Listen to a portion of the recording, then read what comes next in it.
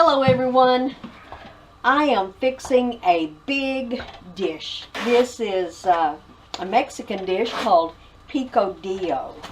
We've got a covered dish luncheon tomorrow that I want to be able to carry this with me. And this is just one of those 3-pound chub rolls of hamburger meat that I've got in a Dutch oven.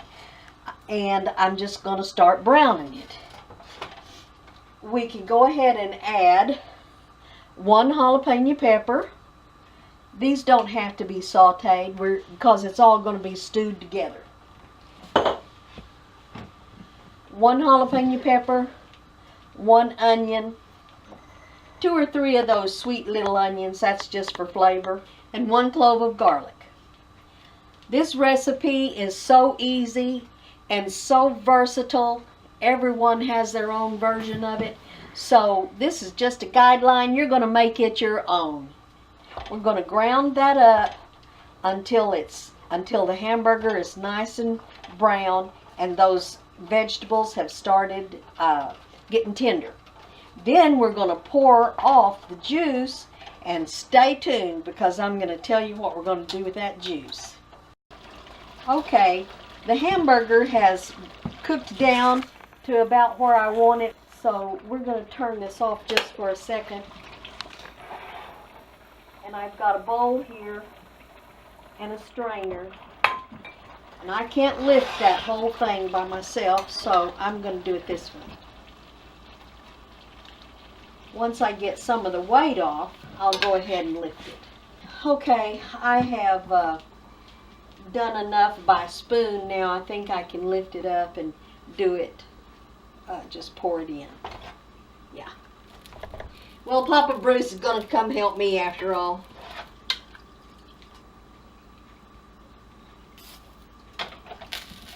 Thank you, darling.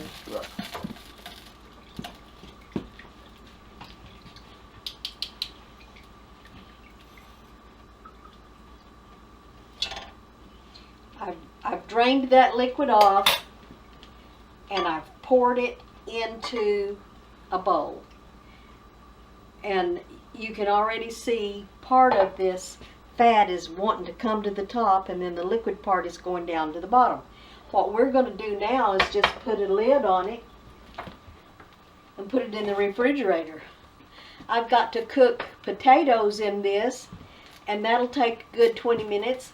By the time the potatoes have cooked a while, then this process should be finished, and I'm going to show you what I do with this leftover juice and fat.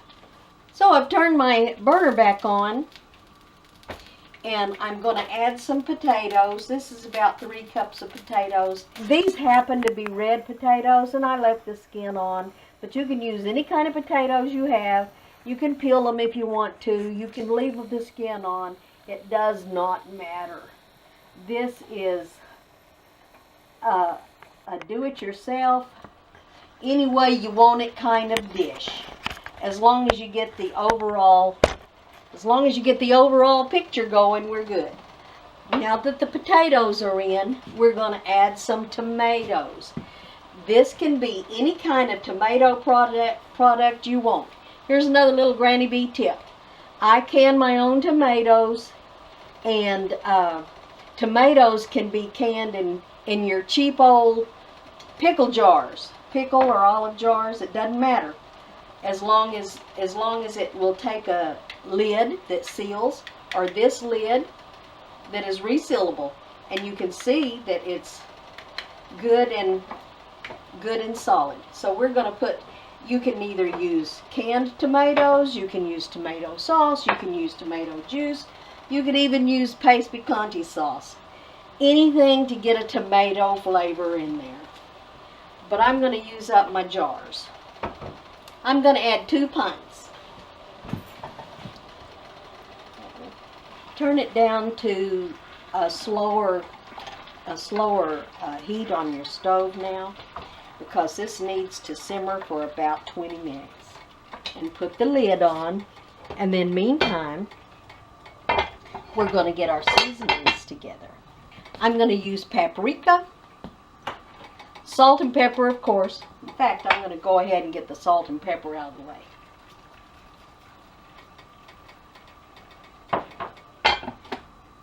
Then I'm going to add paprika, cayenne, just a little bit of cayenne since we have jalapenos. Turmeric, again, anytime I can add turmeric, I do. This one is going to surprise you. Put a little bit of cinnamon in it. And, of course, chili powder and cumin. It's cumin that gives that good Mexican flavor. Here we have about half a teaspoon each. Turmeric, paprika, cayenne, and cinnamon. And I've got probably 2 teaspoons of the cumin and a tablespoon of the chili powder. We'll taste of those later and see how it works. We may need to add more. But we'll get it all stirred in. We'll put the lid on and we'll let it simmer until the potatoes are tender. It's been about 20 minutes. So we're going to lift this lid and we're going to see what the potatoes look like. Oh my. Does that look good? We're going to let it go for about 5 more minutes. But in the meantime, we can go ahead and taste some of this liquid and see what we think about the seasonings. And if my darling wants to try it too. Remember, big spoon for dipping, little spoon for tasting. He gives me the thumbs up.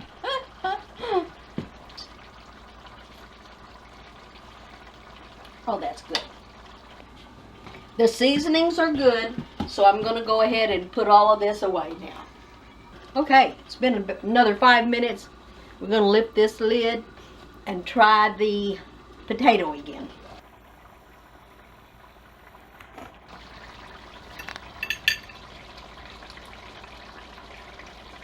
It's tender, so this is ready.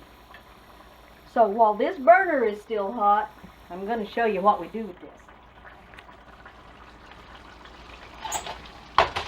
We put that to the back burner. We bring a cast iron skillet over it, and we're going to turn that up and get the cast iron skillet warm. I'm going to put just a touch of beef fat in there. We're not going to fry this tortilla. We're just seasoning our skillet.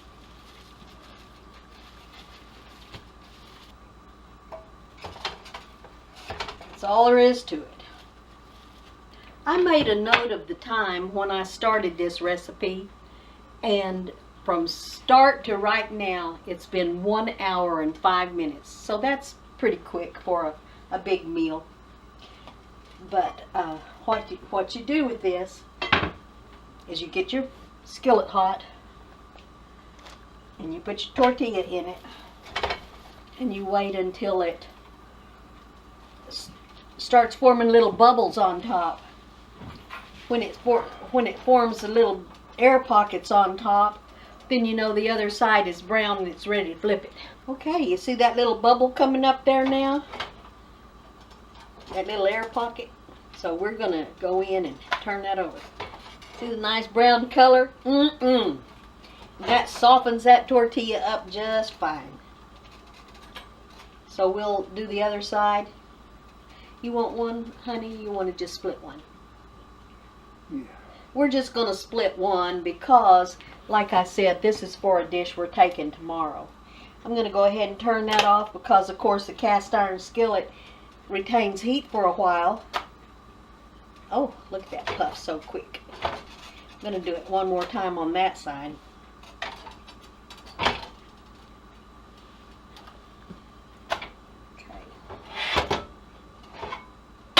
Move him out of the way. Everything's turned off.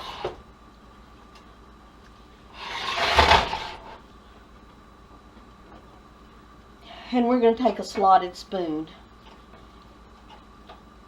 If you were eating this as a soup or on a plate with some rice and beans, you might want that soup. But if you don't, drain it off, put it in your tortilla, cover up half of your tortilla,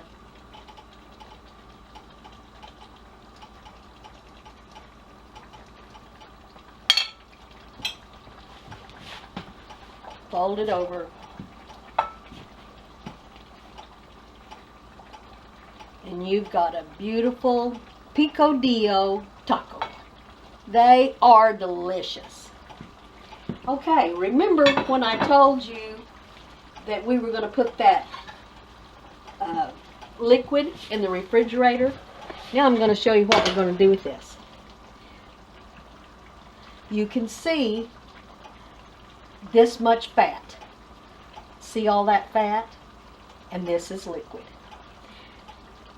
We're going to continue keeping this in the refrigerator until that fat gets solid. Once it's solid, you can just run a knife around it and pull that whole disc of fat out, cut it into blocks just like you saw me using the pieces of beef fat that I had already rendered. And then you can fry your eggs in that. You can grease casseroles with it.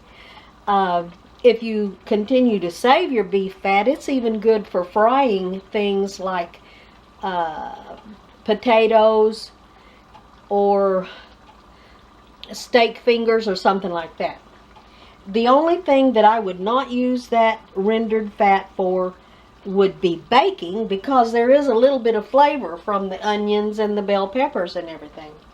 But that is good flavorful fat for frying an egg in. And then the juice would be good for broth. You could drink it if you wanted to.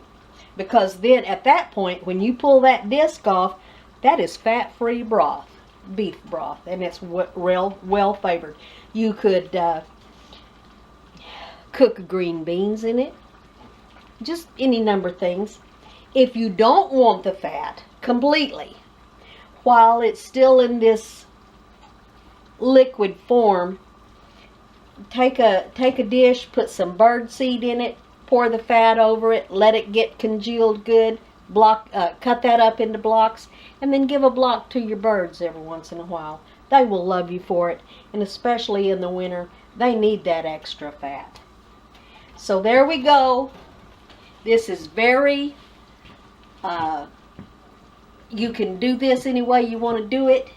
And like I always say, this has been Granny B's recipe. So take it and make it your own. Thank you.